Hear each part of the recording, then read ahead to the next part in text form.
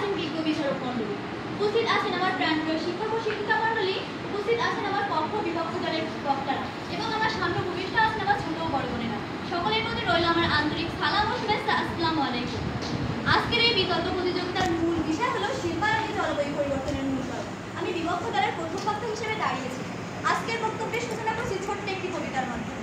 কবিতাটি হলো দোষ খোঁজা আগে আয়নায়, তারপর বলো শিল্প নাকি দান। মানুষ যদি না সচেতন হতো, গাছ কেটে নগর গড়তে হয়। মাননীয় আমার প্রতিপক্ষ দলের প্রথম বক্তার বক্তব্য শোনা বলা হলো শিল্পায়নে জলবায়ু পরিবর্তনের মূল কারণ। কিন্তু আমি দক্ষিণ খণ্ডে বলছি শিল্পায়ন জলবায়ু পরিবর্তনের একটি কারণ হলেও কখনোই মূল কারণ হতে পারে না, বরং দোষী হচ্ছে আমাদের অসচেতনতা, অপরিকল্পিত নগরায়ন ও পণ্যজান। আমার প্রতিপক্ষ দলের বক্তব্যের মাধ্যমে বোঝা যাচ্ছে শিল্প যেন তাদের সঙ্গে এক খবর হয়, তাদের যুক্তি শুনে মনে হলে যেন ফ্যান চালালে ঘূর্ণিঝড় হয়। তাহলে আসলে আমার প্রতিপক্ষ দল উন্নয়নের সত্যটা দেখতে পাচ্ছে না। চলুন কিছু বাস্তব যুক্তি দিই। বাংলাদেশে এখন পর্যন্ত বড় পরিসরে শিল্পায়ন হয়নি, তবুও আমরা জলবায়ু পরিবর্তনের সবচেয়ে বেশি শিকার হচ্ছি। ঘূর্ণিঝড়, বন্যা ও খরার মতো দুর্যোগের সম্মুখীন হচ্ছি। আজকের বিশ্বে শিল্প মানে দূষণ নয়, বরং গ্রিন ইন্ডাস্ট্রি, কার্বন নিরপেক্ষ প্রযুক্তি ও পরিবেশ বান্ধব উৎপাদন ব্যবস্থা নিতে বসেছে শিল্পায়নের মাধ্যমে।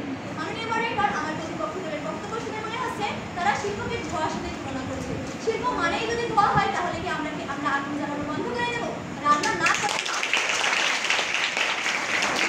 যদি পরিষ্কার করে বলে আজকে আমি যে প্রতিষ্ঠানে এত সুন্দরভাবে পড়াশোনা করছি, এটি একটি দেশে শিল্পায়নের মাধ্যমে, তাহলে কি শুধু নেতিবাচক দিকটি দেখিয়ে শিল্পকে দাঁড় করানোর সুবিধার মাননীয় মডারেটর?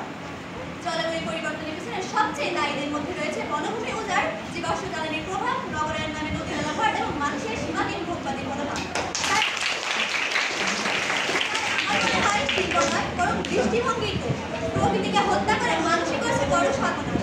মাননীয় মডারেটর, শিল্প উন্নয়নকে দোষারোপ করা মানে আমরা একজন চিকিৎসককে দোষারোপ করছি, কারণ তিনি অপারেশনের সময় ছুরি ব্যবহার করেছেন। আমি আজকে একটি ঘটনা বলতে চাই। গত বছর ঠিক এই সময় আমার এলাকায় প্রচুর পরিমাণ বৃষ্টি হয় এবং রাস্তায় প্রায় হাঁটু সমান পানি পড়ে যায়। পরবর্তীতে লক্ষ্য করা হয় পানি ভরার প্রধান কারণ হলো ড্রেনে অতিরিক্ত প্লাস্টিক আটকে থাকার কারণে। কিন্তু আমার প্রশ্ন হলো, প্লাস্টিক তো এসেছে শিল্পায়নের মাধ্যমে, কিন্তু এগুলোর অপব্যবহার করছে আমরা, অর্থাৎ ব্যবহারকারীরা। তাহলে এখন আমি দোষারোপ কাকে করবো, ব্যবহারকারীকে নাকি শিল্প উন্নয়নকে? আমার প্রতিপক্ষ। এবং আমি আরেকটি কথা যদি বলি, 2019 সালে অ্যামাজন জঙ্গলে আগুন লেগেছিল এবং আগুন লাগানোর পিছনে বড় ভূমিকা হলো পণ্যজান। তাহলে এখানেও কি আমার প্রতিপক্ষ দল শিল্প উন্নয়নকে দোষারোপ করবে? বর্তমান সময়ে আমরা এসি রুমে বসে থেকে বলছি প্রকৃতিকে রক্ষা করতে হবে, তাহলে প্রকৃতি কি শুধু বক্তৃতার কাছে নাকি বাস্তবতার প্রমাণ রয়েছে? মাননীয় মডারেটর, আমরা কি শিল্প ছাড়া ফিরে যাবো আগুন না জ্বালানোর যুগে, যেখানে ছিল না চিকিৎসা, না ছিল ভালো কোনো শিক্ষা? শিল্প ছাড়া কি সভ্যতা করা সম্ভব, নাকি এটা শুধু মুখে বলা আধুনিক আধুনিকতা?